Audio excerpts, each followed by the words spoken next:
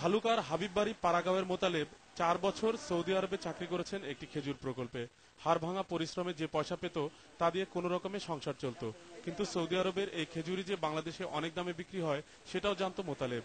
চাকরির মেয়াদ 6 মাস বাকি থাকতেই 35 কেজি উন্নত জাতের খেজুর নিয়ে তিনি দেশে চলে আসেন। উদ্দেশ্য দেশেই এই খেজুর চাষ করা। যেই ভাবা সেই কাজ। 2 বিঘা জমির উপর বাড়ির পাশে শুরু করেন খেজুর চাষ। এই প্রকল্পের খবর ছড়িয়ে পড়ে চতুর্দিকে। তার এই প্রকল্প নিজ চোখে দেখতে এবং তাকে উৎসাহ যোগাতে বিএনপির সিনিয়র যুগ্ম মহাসচিব তারেক রহমান নিজে গিয়েছিলেন সেখানে। ব্যক্তিগতভাবে আমি মনে করি যে এই ধরনের মানুষগুলোকে যদি আমরা উৎসাহিত করে তাতে করে এরা যেরকম বেনিফিটেড হবে, একসাথে দেশ এবং বাকি যারা আমরা আছি দেশে যারা থাকে তারাও বেনিফিটেড হবে।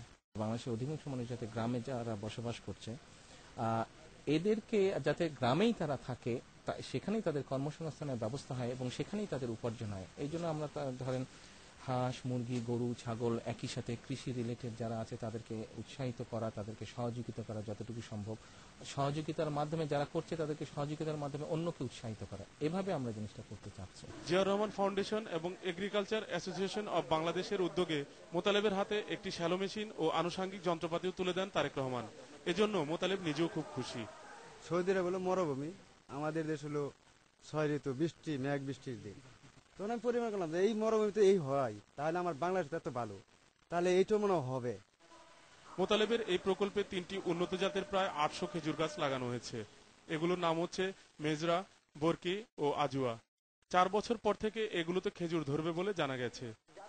এদিকে খেজুর প্রকল্প পরিদর্শন শেষে তারেক রহমান পার্শ্ববর্তী মাঠে এক সংক্ষিপ্ত সমাবেশে গ্রামীণ মানুষকে স্বনির্ভর হতে কৃষির উপর জোর দিতে আহ্বান জানান। বিএনপি যারা করি আমরা দেশের বিভিন্ন অঞ্চলে যাই, গ্রামে যাই, আমরা গ্রামের মানুষের কাছে যাই। আমরা দুস্থ মানুষকে কাউকে ছাগল দিয়ে, কাউকে হাঁস দিয়ে, কাউকে মুরগি দিয়ে আমরা চেষ্টা করি যাতে করে সে তার অবস্থার পরিবর্তন করতে পারে। সেই হাঁস, মুরগি, ছাগল, গরু লালন পালনের মাধ্যমে